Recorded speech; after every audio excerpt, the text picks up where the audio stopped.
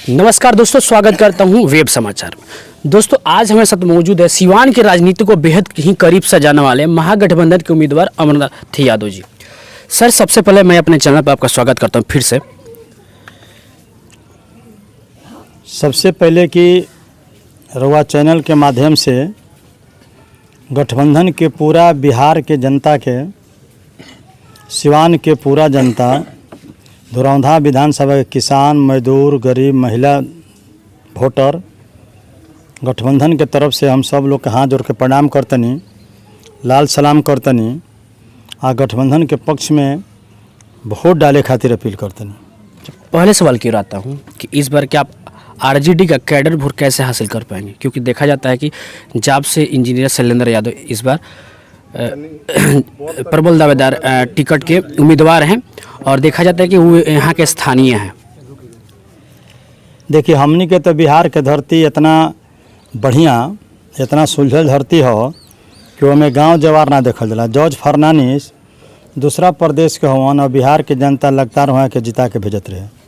सौरभ यादव मध्य प्रदेश के और बिहार के लोग जिता के भेज देते रहे। ऐसे हमनी के जौन स्थिति बा, जौन गांव जवार के समझ होला, अब मान ली कि शैलेंद्र जी भी लड़े, दूसरों कोई लड़ी, ये देश में लोकतंत्र बा, आज़ादी बा, जेकर इच्छा करे वो लड़ी।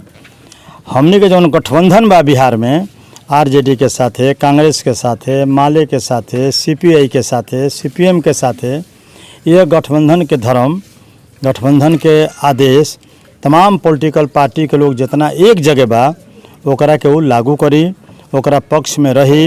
यह 101 पॉइंट विश्वास बा, भरोसा बा, चाहे कोई स्थानीय होखे आ चाहे कोई बाहरी होखे। यह जनता के दिमाग में बा, जनता महसूस कर ले बिया कि अगर हमने के अपन वोट एने ओने जाति बिरादरी के नाम पर देव सन तो शायद जौन सरकार बा सबसे ज़्यादा तनाशा, सबसे ज़्यादा घमंडी, सबसे ज़्यादा लोकतंत्र और संविधान के गला घोंटे वाला भाजपा के सरकार, भीमराव अम्बेडकर के लिखल संविधान के पलटे वाला, आरक्षण के ख़त्म करे वाली सरकार के अलग अलग जगह ना पलटाई। ऐसे जहाँ गठबंधन बा उनमें तमाम लोग मिल के पलटी और भाजपा के सरकार को उखाड़ फेंकी। सिवान के आरजेडी कार्यकर्ताओं की अगर बात की जाए तो खुद देखा जा रहा है कि जब से आपके खाते में ये टिकट गई है तब से कार्यकर्ता काफ़ी दुखी दिखाई दे रहे हैं। ये तो भाजपा के प्रचार वगैरह हुआ बोलत नहीं, भाजपा के मैं तो भाजपा के का नाम बा है धुरौंधा को नहीं आ कि साहबुद्दीन जी से, अमर यादव से बहुत झगड़ा चल रहे से मुसलमान लोग वोट ना दी। तो हमरा कोनो व्यक्ति से तालमेल भइल बा कि गठबंधन से तालमेल बा, पार्टी से तालमेल बा, ये तो भाजपा के साजिश बा। और भाजपा एक मास्टर हो, पत्थलों को दूध पिया देला, ऐसे कर कोनो फर्क ना पड़ी। वो बात में कोनो दम नहीं खे, कोनो जान नहीं खे। आ हमरा तो कहीं दुख ना बुझाइला, कहीं भी गए नहीं वहाँ लोग वाला कि एकदम अब की ऐसा तो कबो ना। ये जौन अब की भइल बा 101% ठीक भइल बा। हो सकेला रउआ चैनल में कोई कहले हो तो बता दे कि फलाना जगह का आरजेडी कार्यकर्ता दुख में बढ़न, तो रउआ लगे जानकारी। खुद देखा जाता है कि मैं सोशल मीडिया देख रहा हूँ कि खुद जो आरजेडी कार्यकर्ता हैं इस सीट से काफ़ी दुखी दिखाई दे रहे हैं। अलग अलग खीमा बट गया है। हमने का दिखाई नहीं खे देत। 7 तारीख कन्वेंशन रहे, बोलौले ने 200 आदमी के आ गए, 500 आदमी छितौली। चैनपुर रउआ लोग कोनो सूत्र हुई तो बताए, या कोई दूसरा के कहल कहते हैं तो वो अलग बात बा। कहे कि गठबंधन के नो ये बात बा कि कोई व्यक्ति के बात बा, आ गठबंधन के धर्म को उल्लंघन कैसे हो जाई। कहाँ ऐसा न्यूज़ चलता वीडियो पर कहीं पता चलला, आ चलल हो तो हमरा के देखा देव। ये तो सब भरम फैलाए वाला बात बा। तो हम रघुनाथपुर में 20,000 वोट ले आए, केकरा के देम? हरिशंकर यादव के देम नो, गठबंधन के बात बा। अब 35,000 वोट हमरा जीरा दे आवेला तो दे देम दूसरा के वोट। सिवान में हमरा 16,000 वोट आवेला तो गठबंधन के नेता के ना दे के, औधेरी चौधरी के ना दे के भाजपा के दे देम वोटवा हम हैं। जौना पार्टी से देश में लोकतंत्र खतरा में बा, संविधान खतरा में बा, जौना देश में बेटी के बलात्कार होता, डाँव तोड़ दिहल जाता, पैर तोड़ दिहल जाता, जीभ काट लिहल जाता, और बेटी से भेंट करे गैला पर पुलिस 150 गज पर बैरियर लगा के राहुल गांधी ऐसा आदमी के कालर धके ठके लेता, वो पार्टी के वोट दे देम सन। जे रात दिन हिंदू मुसलमान जे करावता, एक अलावा भाजपा के एजेंडा बा हिंदू मुसलमान, हिंदू मुसलमान। ये तो बगलवे में ही ना गेहूँ होला ना धान होला। 1000 एकड़ जमीन प्रति पड़ल बा। एक पर बात होके के चाहिए नु, किसान के कर्जा के माफ़ी के बात होके, सहायता समूह के बात होके, जियका दीदी के बात होके, यह जरूरत बा। हो सकेला रउआ कहीं सुन लेखे बुलंतु बत कही यह सीट मिलला से गठबंधन में हेती हेती बच्चा नारा लगावत रहे से कि बस अब की चुनाव में मजा आई, अब की जोड़ लागल बा, एकदम फिट बा। हम तो ही सुनत नहीं, रउआ कहीं उल्टा सुन ले लोग के। जैसे कि देखल जाता कि ए बेरी और विपक्ष में भाजपा से बाणे थी ब्यास सिंह, तो ब्यास सिंह के भी देखल जाता कि काफ़ी मजबूत स्थिति दिखाई देता है। तो ये हिसाब से वो उनका टक्कर देखा ऐसा कोई नेता बा जो कहे कि हम कमजोर स्थिति में बानी? जरा 10 गो वोट बा वो हरा होता, जरा 5 गो वोट वो कहता हमो हरा देव, सारा गांव के गांव हमारा। तब हम ब्यास जी के बारे में का बोली? हम गठबंधन के बारे में बोले कि हमरा के वोट दिया, हमरा के मदद कल जा। ब्यास जी अपना बारे में जाके बोले कि हमरा सेवा करे, रोड बनवा दे, लोग के चापाकल गड़वा दे। वहाँ का अपन बोली, जनता के अदालत में सब लोग आइले बा, हमू गठबंधन के तरफ से आइल बनी, एमे हमरा तो कोनो परेशानी नहीं है। ये बार महागठबंधन का विजन बटे? महागठबंधन के जे चीफ मिनिस्टर के जे दावादार बा, जेकरा नेतृत्व में महागठबंधन के चुनाव लड़ल जाता, वहाँ का घोषणा कर चुकल बनी पहले कि जैसे ही हमार सरकार आई हम बिहार के 10 लाख नौजवान के नौकरी दें। जितना फर्जी मुकदमा बा सही लोग पर सरकार बनते करा के आपस ले ले, किसान के समस्या का हल करें। सिवान के चीनी मिल, सूता मिल जौन भाजपा के सरकार में बेच दिहल गई, पचरुखिया चीनी मिल के ज़मीन, सूता मिल के ढाहल जाता, पढ़ाई की स्थिति बहुत गड़बड़ बा। सरकार बनते ही हम ये कानून के पलट दे भी, हम कानून के बदल दे। बाढ़ के समस्या बा, जैसे हमार सरकार बनी हम एकरा के निश्चित बदल दे आ हमने को सरकार में शामिल रह सो।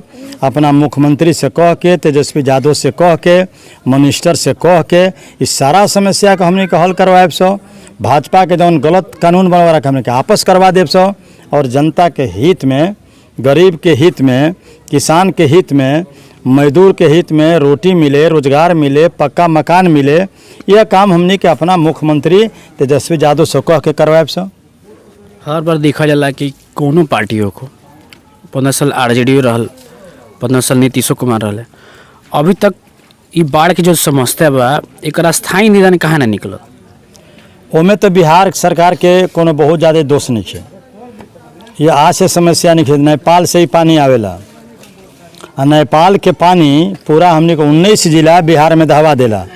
तो यह काम तो केंद्र सरकार के बा, केंद्र सरकार में बा के भाजपा माननीय नरेंद्र मोदी जी, ये तो नरेंद्र मोदी से पूछाई। अभी बिहार में जे सत्ता में नहीं खे जे पाओ ओकरा से का पूछाई? मनमोहन सिंह प्रधानमंत्री नहीं खे तो उनका से थोड़े पूछाई, ये तो पूछाई नरेंद्र मोदी से। अब कोई कहे कि तेजस्वी यादव से पूछी 15 साल सरकार रहे काहे ना भइल, तो ये तो बुर्बक के सवाल भइल। अब तो उस सरकार में नहीं खन, अब तो पूछाई मोदी जी से, अब पूछाई नीतीश कुमार जी से कि 15 साल में बिहार के विकास काहे ना भइल, बिहार के किसान के कर्जा माफ़ काहे ना भइल, बिहार के सहायता समूह जीका दीदी के कर्जा काहे ना माफ़ भइल, जबकि देश में टाटा के, बिरला के, मुकेश अंबानी के अरबों रुपया माफ़ कर दिल गई। हमने के मांगे करतन से गरीब के भी कर्जा माफ़ कल जाओ। टीचर लोग हड़ताल करता, भुखमरी के शिकार बा। 40 से 45 लाख लोग बिहार में आइल बाहर से कोरोना के बीमारी के लेके। हमने के मांगे करतन से तमाम लोग कि कोरोना के बीमारी से मरे वाला आदमी के ओकरा परिवार के 20 लाख रुपया सरकार दो बाल बच्चा खातिर। 20 लाख, 2-4 रुपया ना, क्या कि सरकार के लापरवाही से बीमारी से लोग मर गई। कृषि बिल जौन पास बा एकरा के आपस रह जा, किसान के हत्या हो जाई, किसान के गला काट जाई, टीचर लोग के सवाल पर भी सुनल जाओ। ये हमने के मांग उठाओ तनी सो। आज भी पंजाब में, हरियाणा में आंदोलन चलता, किसान पर लाठी, गोली, पानी के तोप चलता। एक हमने के विरोध करतनी सन। तेजस्वी पर, उनका भाई पर जौन केस भइल बा एकर घोर हमने के निंदा करतनी सन। अभिलंब केस वापस ले जाओ, एकर महागठबंधन मांग करता। महागठबंधन मांग करता। खुद शक्ति मलिक आरोप लगेले रहे कि आरजेडी के तरफ से हमारा खतरा बाटे। मुख्यमंत्री के जब दावेदार बड़े तेजस्वी यादव, खुद हमारा जाने खतरा बाटे और कुछ दिन के बाद उनकर हत्या करा दिया जाता। ये तो भाजपा के सजीश ओम प्रकाश के भी जान के खतरा रहे। कई बार मोबाइल पर आयल, कई बार दरखास्त दिहल गई कि हमारा जान पर खतरा बा, मर गए ओम प्रकाश जी, क्यों उनकरा के मुआ दिहला। ये तो भाजपा के तरफ से जब महागठबंधन के पक्ष में हवा चल रहा बा, सरकार पलट जाए के पूरा परिप्रेक्ष्य बनल बा, तो भाजपा के तरफ से साजिश करके ई सब खेला होता। बिहार के जनता जानती है, हमनी के जानता नहीं सन। नरेंद्र मोदी जब आए रहनी पहला बार बिहार में पटना में, तो बड़ी बम पटाखा फूड़ल। आज कहीं टमाटरों चलता, कहीं टमाटर, कहीं सुनने आप पैदल चलता नहीं हरियाणा पंजाब बिहार में, तो कहीं कोई टमाटरों फूकले होके। तो ये तो साजिश है भाजपा के, ऐसे करके आदमी साजिश बुझाते नहीं सन। साजिश कहता नहीं सन। अब देखा जाता कि सिवान के राजनीति में काफ़ी भूचाल आवे वाला बा। देखा जाता है खुद एनडीए के व्यास सिंह के खिलाफ चर्चा बा कि अजय सिंह चुनाव लड़ता रहे। तो एमे का लगता है जैसे कि भाजपा के ले ली, भाजपा 121 सीट पर अपन दावेदार उतर लेबा, फिर ओकरा बाद नीतीश कुमार वो 122 पर उतरले बड़े। तो एमे लोजपा कहता कि हम भाजपा के खिलाफ कोनो कैंडिडेट ना उतारना, हम नीतीश के खिलाफ उतारे। और का ई लोजपा जोन बाटे ई बिहार विधानसभा चुनाव में एक्स फैक्टर हो सकता। ओइमे वो लोग भाजपा के फूट कर लड़ी, के बगावत करके लड़ी, जदयू में के लड़ी, रामविलास कहाँ लड़ी हैं। वो बिहार के अदालत में, जनता के अदालत में आवे के बाद वो लोग के तो कोनो हम छठियार के बात खैले नहीं खी कि भाजपा से के लड़ी या के ना लड़ी। व्यास देव बागी होके लड़े, जबले रुआ पावर में बानी तो कहते नहीं कि जय श्री राम, जय श्री राम। भाजपा बहुत बढ़िया पार्टी बिया, निष्ठामान, सब ईमानदार। आ टिकट नइखे मिलत आ वही पार्टी के दूसर कोई लड़ता तो रउआ कहते हैं हम निर्दलीय लड़े, जौना से ही पता चलता पूरा सिवान या बिहार में कि रउआ अपना पार्टी पर कितना विश्वास रखले बनी, कितना रुआ ईमानदार बनी, कितना जय श्री राम के रुआ भगत बनी। अरे जय श्री राम के नारा भी लागे, मंदिरों बने, लेकिन साथ साथ बीमारी से मुकाबला खातिर हॉस्पिटलों बने के चाही। अच्छा बात बा। तो उन्हें लागल जय श्री राम आ हमने के यहाँ सीताराम, जैसे कि भगवान के ससुरार बिहार में भई रहे। एने हमने के बोले सीताराम आ पश्चिम बोले लालो जय श्री राम। आ हमरा के यहाँ जे भी बोली सीताराम जय सीताराम, ऐसे कि भगवान के बियाह यहाँ भई रहे। और भाजपा जदयू के तो हम छठियार के बात खैले नहीं खी, के रूसी या के ना रूसी, के लड़ी या के ना, ऊ जाने, उनकर दल जाने। हमने के जानते नहीं सब गठबंधन के बाद। सिवान के राजनीति की अगर बात की जाए तो रउआ काफ़ी काफ़ी अनुभव बाटे। एमे सबसे बेहतर विकास मॉडल केकर रहे अभी तक के सिवान के राजनीति के बात की जब से राजनीति अनुभव बाटे? और पूरा देश के लिए ली, भाजपा के तरफ से कहल गया कि सबकर साथ सबकर विकास। अच्छा दिन आई, अच्छा दिन हमने के आ गई, सबकर साथ सबकर विकास हो गई। कि एक तरफ बीमारी के बात कह के टाटा के, बिरला के, मुकेश अंबानी के अरबों रुपया माफ़ कर दिल गई। 10-20 हज़ार रुपया जे गांव देहात में जे कर्जा बा, एकरा खातिर देश भर लोग मांग करता, महिला लोग भी मांग करता कि हमनियों के कर्जा माफ़ कइल जाओ। जब सबकर साथ सबकर विकास के बात बा, तो अमीर के माफ़ हो गई तो गरीब के कहे ना हुई। सबकर साथ सबकर विकास तो 15 लाख रुपया कहल गई। 15 लाख रुपया में 15 पैसा ना आयल। 2 करोड़ नौजवान के प्रति वर्ष नौकरी देवे के बाद माननीय प्रधानमंत्री जी कहले रहनी 5 आदमी के ना भइल। जौन सरकारी विभाग बा रेलवे के बेच दिल गई, जहाज के बेचल जाता। अपना देश के ऐतिहासिक जगह लाल किला एकरों के किराया भाड़ा पर बेच दिल गई। सिवान के विकास हमनी के सामने बा। 3 गो चीनी मिल रहे, तीनों बंद हो गई। 4वां सूता मिल रहे, इहो बंद हो गई। तो ढाक के 3 पात हमनी के सामने लौकता। ढाक के 3 पात महाराजगंज जौन सवा पर सोना की गोली बहत रहे, सोना बरसत रहे। मीठा के बाजार, वो बाजार समिति खत्म हो गई। तो हमनी के जब विकास सामने बा, जब देश में 74 बरस में विकास के मॉडल लौकता, तो 2-4 महीना के बाद क्या कइल जा, वह जल जमाओ, वह चीनी मिल, चुकिया चीनी मिल। बेटा बेटी के शादी में लोग हमेशा रुपया लेके चले जेब में।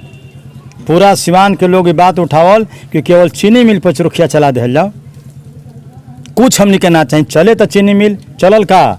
किसान के जमीन आ नीतीश कुमार जी भाजपा के सरकार ये जमीनवा भी हमनी के दूसरा के बेच दिलस। चीनी मिल ढहावा दिलस, ईंटा सब लेके भाग गए से अपना अपना घर है। तो सिवान के विकास, बिहार के विकास तो हमने के सामने बा कि 15 साल जौन बाकी रहे वो काम खत्म हो गए नीतीश कुमार जी के। उत्तर बिहार में 36 गो चीनी मिल रहे और आज के तारीख में 9 गो चीनी मिल बा। कहे कि उत्तर बिहार बाढ़ के इलाका हो और बाढ़ से लड़े खातिर ऊख के अलावा, गन्ना के अलावा कोई फसल नहीं के कि ओकर मुकाबला करे। लेकिन वो कहाँ खेती होता, ना चीनी मिल बा आ ना खेती हमनी के होई। कहे कि कितनो पानी आ जाओ लेकिन अगर गन्ना लगौले बनी सो तो टस मस ना हो, तनी शोर हो जाई। तो वो लोग गन्ना का हाल जानता, वो गरीब के घरे रहल बड़े, वो देखले बड़े, तो उनकरा बोले में का दिक्कत बा। तो सिवान के विकास तो पिछड़ल बा, अधूरा बा। अब मुँह से जितना बोले के बा बोल दी। जे भी चुनाव लड़ी और साँच बात बोल दे, वोट 5 को मिली, वो कहबे करी के रोड बनवाए, चापा कल वालों के धसवाए और वालों के दुख में हम आए, सब नली गली बनवा दे। जीत गया के बाद है कि ना ये कोनो ठीक नहीं है। जनता से पूछ ली, धोरौंधा कोनो आजे से बाका, जनता से पूछ ली कि ये जी हाँ मेले बा, चाहे जो पहले भी मेले रहे और वालों से भेंट मुलाकात होते रहे, बातचीत होते रहे। तो चुनाव में टायर के टायर झूठ बोलेला, हमनिए केवल साँच बोली ले सा कि राउर रही काम करे तो कह दे। कहली से मोबाइल 24 घंटा खोल के राखी ले, मुसीबत आ गई, फ़ोन आ गई तो जितना देर आवे में लागे ये हमने का स्थापित बा, ऐतिहासिक काम बा। बाकी और फोटो नेता से पूछ ले बुलवाई कि नहीं, हमने के तो ओरिजिनल बानी से जबे खबर मिलल हाजिर बानी से जितना बोल बा तो ये बात वालों से पूछ ले। जैसे कि धुरंधा विधानसभा क्षेत्र में रउआ सबसे अधिक कहाँ कमी दिखाई देता? हमने के तो जौन अभी तो वोटिंग के बात चलता और वोटिंग के हिसाब से 90% धुरौंधा के जनता हमने के महागठबंधन के साथ भी है। और वह सर्वे करवा लेम तो चैनपुर अभी हॉस्पिटल में 2 फुट पानी लागल बा, हॉस्पिटल में दवा नहीं है, शिक्षा रुआ सामने बा, रोड भी रुआ सामने बा, पढ़ाई लिखाई को नया बात नहीं है बतावे के। तो ये कमी क्षेत्र में रहल बा और वे से रहल बा कि जो यहाँ प्रतिनिधि भइल जितना ताकत के साथ, जितना वजन के साथ विधानसभा में बात उठे के चाहिए, रखे के चाहिए, वो शायद ना रखा गई। वही अगर मगर में ज़िंदगी बीत गई। हमने तय के नहीं माननीय विधायक सतदेव राम जमीन के सवाल पर मुख्यमंत्री के हिला डोला के रख दिल गई। अब मुख्यमंत्री कहे के पड़ल कि माले के लोग खाली बकवास करता, विधायक कहाँ ज़मीन बा, पहाड़ से ज़मीन दी। जबकि आज भी बिहार में, पूरा देश में 7-7 हज़ार एकड़ बीघा ज़मीन एक आदमी के लगे बा, 5,000 एक आदमी के लगे बा, 1,000 एकड़ एक आदमी के लगे बा, और एक आदमी के लगे मड़ई डाले के भी ज़मीन नहीं है। करोड़ों लोग बेरोजगार बा, भूमिहीन बा। मनरेगा में भी काम कहीं मिलता, माटियों काटे के काम। ये 40 लाख लोग आइल है, का काम मिलल है? 1,000 रुपया भई रहे का मिल आइल खाता पर। का लोग के राशन मंगनी मिलता, सब फॉल्स बात बा, झूठ बात बा। हमने के अकेले ही विधानसभा में वो घड़ी हम एमएलए रहनी तो नीतीश कुमार के हिला डुला देनी, मारपीट भइल, चप्पल अध्यक्ष पर फेंक देनी। ये काम हाउस में हमने कैले बनी सन। ऐसे केवल खा के हम मच्छरदानी में सूते वाला कम्युनिस्ट पार्टी के कैंडिडेट ना होलन। अब कि तो महागठबंधन के बनी सन। हमने के रंथ पर कृष्ण भगवान बाड़े जानी। अब की भोजपुर हाउस में जो का कहला राजनीति, ताकि सब मजल जात रहे जीत के। अब की हिला डोला के रख देम सन। नरेंद्र मोदी के भी याद पर जाइए का हो, वो घड़ी लालू जी के और नीतीश कुमार के एकता बनल, जितना वो लोग गाड़ी देखने बिहार में का भइल। अब यह संजोग बा कि पलटी मार के माननीय नीतीश कुमार जी जाके पटा गनी भाजपा के सामने, ना तो वो जेल में रहते। लालू जी भी मान ले माफ़ी तो जेल में रहते। लालू जी कहाँ माफ़ी मांगलन? पूरा देश में ऐसा नेता के जरूरत बा। भले जेल में लोग डलले बा, आज ना कालाही के बा। बिहार के जनता गठबंधन के लोग जहाँ सरकार के बदलल, जहाँ सरकार गठबंधन के बदलल, आकि एक हफ्ता के बाद लालू जी बिहार के धरती पर, सिवान के धरती पर फिर वह शेर के तरह धारते लालू प्रसाद दिखाई दिहन। ये रुआ हम विश्वास दिलावतन। जैसे कि कोनो राजनीति में देखा जाला कि दलित महादलित हमेशा कार्ड खेला जाला, लेकिन एमे देखा जाला कि दलित और महादलित के ठीक से विकास ना हो पाला, जहाँ बा वही जी रह गइल बाटे। कहाँ हमने के दलित के बात बतियाओ तनी सन, महागठबंधन के बात करते नहीं सन। महागठबंधन महादलित दलित के कहाँ यहाँ बात होता? महागठबंधन। और महागठबंधन में सब जाति के लोग बा। एको वाली कभी सुननी है कि हम दलित के बात करनी है कि हमरा के वोट दे दिया जाओ तो हम दलित के हई करे भाव करे। महागठबंधन के उम्मीदवार के बतौर से हम बात करते नहीं। जहाँ जेकर शक्ति बा वो करेला, दलित विकास भी भइल बा, मान सम्मान में भइल बा, राजनीति में भइल बा। अब हर आदमी के बाल बच्चा पढ़ता। अभी खाली दलित चिरैला से काम ना होई, दलित भी बहुत आगे आ गए बड़न, तेजी के साथ आवत रहे। लालू जी के राज में जौन गरीब दुखिया के जबान मिलल, जौन मान और सम्मान मिलल, जे ना खटिया बैठत रहे वो खटिया पर बैठल, जे ना बोलत रहे वो बोलल, और ताली ठोका जाओ थाना में लंगड़ो आदमी जाके बतियावे कि हमार काम होखे के चाही। यह लालू यादव के अलावा कोई नेता बा देश में जे कमजोर के दलित के ये ताकत दिले होखे? एक भी जगह बताइए एगो नेता का नाम रखी। वो अगर कोई नेता बा बिहार के तो वो लालू यादव, अगर कोई काम कइल तो वामपंथ आ बकिए पार्टी। आज भी कोनो गांव में पता लगा ली तो जितना मान बा, प्रतिष्ठा बा, जितना सम्मान बा, जितना जवान गरीब दुखिया के खुलल, शायद कोनो शासन काल में ना खुल रहे। एकमात्र कोई नेता रहे तो लालू यादव। जी जी, बहुत बहुत धन्यवाद जोन साफ तौर पर वह स्पष्टीकरण देहनी। दोस्तों देख रहे थे कि आज हमारे साथ मौजूद है 109 दरौदा विधानसभा क्षेत्र के महागठबंधन के उम्मीदवार अमरनाथ यादव, जिनका साफ तौर पर कहना है कि इस बार हमारी पार्टी आती है तो विकास की बातें करेगी, रोजगार की बातें करेगी, शिक्षा की बातें करेगी, स्वास्थ्य की बातें करेगी। जो बिहार 15 सालों में बिछड़ चुका है उसे हम धरातल पर लाएंगे। ये थे हमारे साथ अमरनाथ यादव। आप देख रहे हैं वेब समाचार। नमस्कार।